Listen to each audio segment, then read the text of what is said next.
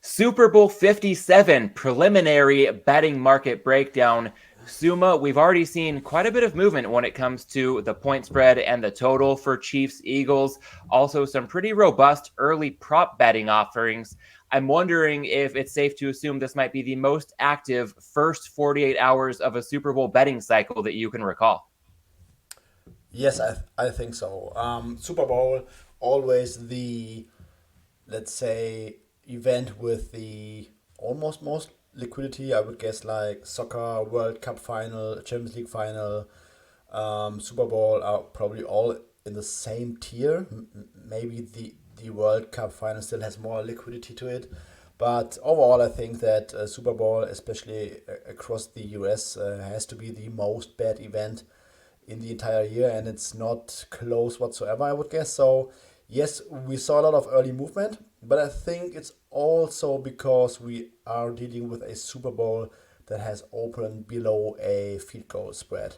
So, in years past, I can't remember exactly, but I think over the past 10 years or something, we didn't have a lot of games that were in the pick 'em two and a half range.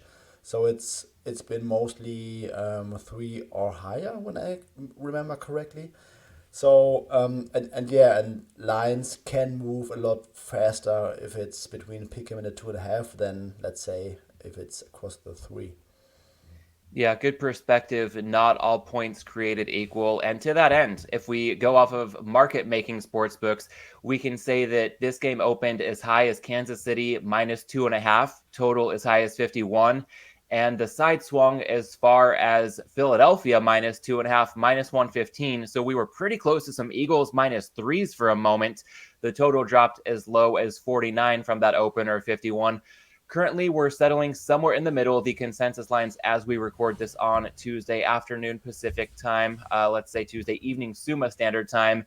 Eagles minus 1 to 1.5, total 49.5 to 50. Suma, what's your early read on this two-way action? Overall, slightly favoring the Eagles as well as the under.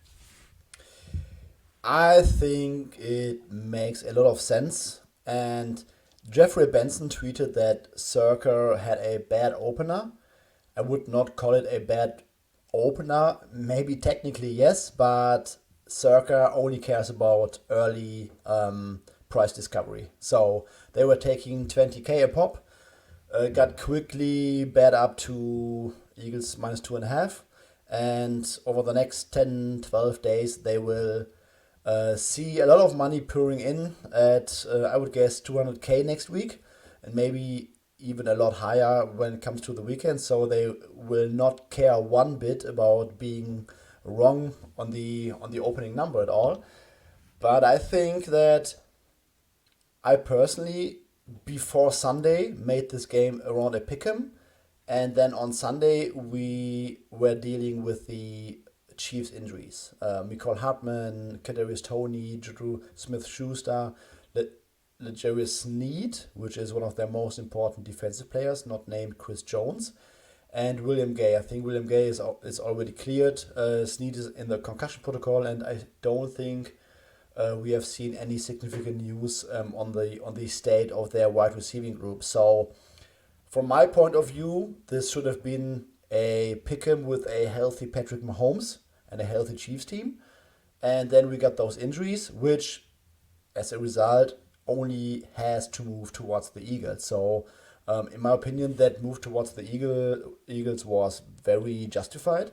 And now I think that there were only also a few buy points on the Chiefs where this number could not have been getting bet towards a minus three. And I guess depending on the injury news and depending on more money entering the market next week, I would not be surprised if we um, would go towards a pick'em in this one. And you touched on those Chiefs injuries, not just Mahomes, but multiple other injuries on both sides of the ball. I feel like that could really dictate where this line moves over the next week and a half. And Sumo, when it comes to the litany of injuries on Kansas City's side, what are some of the biggest things you'll be watching for over this next week plus leading up to Super Sunday? I think we have to assume that Patrick Mahomes will be mostly healthy with two more weeks to prepare. I think we should always keep in mind a small chance of him re-aggravating that ankle injury, like he did in the second half against the Bengals, where he was driving towards the left sideline. Then he had to make a move and throw across his body, and when he did that, he had to stem his right ankle like a little bit to the outside, and that was a move that caused a lot of pain and could potentially have re-aggravated some stuff. So I would guess that yes, he will be close to 95, 98% next week. But one bad or wrong move could also cause some pain, I would guess. So there's still this small chance that Mahomes might re-aggravate his ankle injury during the Super Bowl. And when it comes to those other injuries, I mean, L'Jarius Sneed is big. Big injury. Sneed is arguably their best secondary player. He covers a lot of ground in the slot. Great against the run. Can also blitz. Basically a Swiss Army knife. And without Sneed, I think the Chiefs had three rookie cornerbacks on the field last Sunday after Sneed went out. So just imagine three rookie cornerbacks against AJ Brown and Devontae Smith. Man, that might not end up well for the Chiefs defense. And on the other side, that wide receiving group. I think that the Chiefs did a phenomenal job trading away Tyreek Hill from a process standpoint back then, but also from a results point of view, just one season after trading away Tyreek Hill, because they were the number one offense in the league again. And I think it also helped that they have a variety of different wide receivers that they can throw out every Sunday. But now without Juju, Kadarius Toney, and Mecole Hardman, you are taking away some of the playbook, because Mecole Hardman, lots of speed, can can take the ball on like end arounds and stuff like that. Juju is a great zone possession type of receiver, and Kadarius Toney is also a guy that in his last two healthy starts got a lot of targets and a lot of looks by Patrick Mahomes. So without those guys, you are dealing with an offense that has Travis Kelce, Marcus Valdes-Scantling, and then mostly nobody against this Eagles defense. Great pass rush. James Bradbury and Darius Slay. Either guy can be put on Marcus Valdes-Scantling, and then you can basically bracket Travis Kelce. And I think if those wide receivers are out, there will be pundits in the media that try to draw comparisons to that 2020 Super Bowl, where the Bucks basically were able to contain Tyreek Hill and got to Patrick Mahomes with with their front four rush. That's a scenario I could also see again if those wide receivers will be out for the Chiefs. So that's definitely something to monitor. Do you have enough information right now where you can roughly guess the percentage likelihood that Juju Smith-Schuster, Kadarius Toney, Mecole Hardman go on offense? Snead sounds like a go, but maybe Willie Gay on defense. Or is there anything you'll be looking for that will help you get more certainty on those guys as the next couple of weeks unfold? Snead is in the concussion protocol, and usually it's 50-50 for the next week, and 2 weeks it's usually in the 85-90% range. So I would assume that L'Jarius Snead is in, except that he is going to have lingering concussion symptoms, and he could not end up playing. I think they should have their first practice, I think, Tuesday next week or Monday. And if Snead is a DNP, that will be a bad sign. So anything other than DNP, I would assume that Snead will be fine. But DNP, in the second week after getting the concussion, is usually a very bad sign. And the wide receivers, I have not checked the KC news today. No updates there. There might be something out there, but I guess it all depends on next week's practice reports. The injury to Tony, it did not look good when I remember correctly. Yeah, it sounds like of the three Chiefs receivers, he might be the longest shot to suit up on Super Sunday. So we'll keep our eyes peeled for any practice reports, probably early next week, to your point. And I know that if we're to hone in this conversation on one storyline per team, the injuries, as we've touched on, pretty much the name of the game at this stage for Kansas City. For the Eagles, there's something else I want to run by you, but I don't want to just blow past injuries on their side altogether. because when I connected with Drew Dinsick on this show yesterday, he mentioned that Jalen Hurts might be less than 100% to an extent greater than what we're being led on through what the Eagles are telling us, through what much of the mainstream media is portraying. So, Suma, I know you're usually very sharp when it comes to keeping up with injuries. With a player of Hurts' magnitude, if he is more banged up than people are thinking, that could be a major factor in this one. Any thought as to potential re-aggravation to Hurts' shoulder injury at the end of the NFC title game? Or do you think that he will be similar to Mahomes, just about 100%, even if he's not quite there? Yeah, I think the latter will be the case. I think he's not 100%, but I think he's close. He took a very bad hit in the game against the Niners, and he was in serious pain. So I still think that it's a pain control thing right now with him. He made some throws early in the game, like the play where the Niners, I think they had like a cover zero blitz and they sent a linebacker through the B gap and he was not picked up and he had a straight free pass to Jalen Hurts. I think it was on third and short. And Hurts made a phenomenal play under pressure to AJ Brown over the middle of the field. And then I think on the very next play, they had that crazy play out of structure to Devontae Smith on the sideline, which would have been incomplete, but I think it was still a great play despite not being highly accurate. So I think that Hurts is capable of playing close to 100%, but I also think that one big hit to his shoulder could be the same as for Patrick Mahomes. All right, so close tabs worth keeping on both quarterbacks here. When it comes to, I would say, probably one of the biggest storylines for the Eagles leading up to this game, strength of schedule, getting a lot of talk. And you posted something on Twitter at the start of the week that got me thinking you can probably make a good argument as to how much that does or doesn't really matter at the end of the day. Yes, the schedule argument drives me nuts because it's almost largely irrelevant who you play without looking at how you play against those teams against that schedule. If you are playing a very soft schedule and you're not doing well against it, yes, That's a good point to make because despite playing a very easy schedule, you have not looked very good, and there is an even greater chance that you don't look good against better competition. But in the Eagles' case, I mean, yes, they argue played the easiest schedule in the league, but they absolutely destroyed those teams. They are 14-1 with Jalen Hurts as the starter, and in the one game that they lost against the Commanders, they had like three very, very unlucky turnovers. Like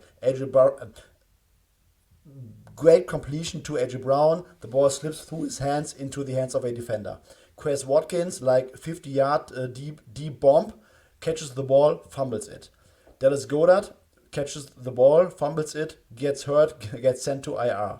I mean, the Eagles almost played a perfect season while absolutely hammering the majority of their schedule. They went 69-14 against both opponents in the playoffs, and people hold that against them, which makes absolutely zero sense to me. Like, I had some guys in my mentions that they said, yes, the Eagles faced the Giants and the Niners in the playoffs, and the Niners without any quarterback. I mean, the reason that the Eagles faced the Giants in the playoffs is because they were the fucking first seed. Sorry. Yeah? That's the reason that they faced the New York Giants at home in the divisional round. Because they got the first seed, because they were the best team in the NFC. Yes, they got a few breaks against the Niners, but let's be serious here. The Niners tried to block Hassan Reddick, a top 5 defensive player this season, the best Eagles pass rusher with a backup tight end. And he still got through, and Brock Purdy held on to the ball. I mean, what are we doing here? Like, the, the Eagles' defensive line crushed both of those guys. I hope they get healthy quickly, but the Eagles front did a phenomenal job in that game, getting to the quarterback, and the Eagles won by 31-7. It's not like it's not like Philly, let's say, sneaked by like 2017 against the Niners and still had issues against the fourth string quarterback. They hammered them 31-7. I mean, the schedule argument always makes sense if a team plays like an average team against an easy schedule. The Eagles, in all games with Jalen Hurts, ranked second in EPA per play on offense. If the Jets played the same schedule as the Eagles, their offense would rank 24th or something. Like, the Eagles are a great football team. They are very well coached. They are top to bottom, are easily the better team than the Chiefs, just that the Chiefs have Patrick Mahomes.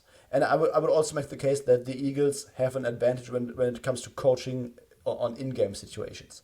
Like, we can talk all day long about the matchup, about the injuries for the Chiefs, how the Eagles might attack the Chiefs on the ground, through the air, whatever. But let's please don't talk about the easy schedule for the Eagles, where they hammered almost every team on their schedule. The Patriots got 3 or 4 Super Bowls from 2014 to 2018, where they played a bottom five schedule. Like, AFC East was always a cupcake, AFC playoffs was a cupcake, and like, no one said, oh, they played such an easy schedule. They still won 3 Super Bowls. So let's focus on the matchup on the field, but please stop with the schedule narratives. And one of the Super Bowls the Patriots didn't win in that general time frame you just outlined came in a matchup against the Eagles. So kind of fitting to bring that full circle. Suma, I love the passionate take there on the strength of schedule doubters when it comes to Philadelphia. We're going to wrap up here in just a minute or two, but to weave in Fabian's forecast, maybe an abbreviated version prior to a deeper dive next week. At this stage right now, with the market movement that we've already seen, is there anything that you think is likely in terms of point spread movement, total movement, any props that are already out there that you think might move significantly between now and about this time next week when we reconvene? I have not looked at props. I think I can see this going towards a pick'em, but I think if the Chiefs get bad news on their wide receiving group next week, or maybe even Legarius Sneed, I think that the Eagles will take more money. All right, well said. I will say one prop to piggyback on your point about game management. I'm seeing it out there a little bit. It will probably become more widespread in the next few days.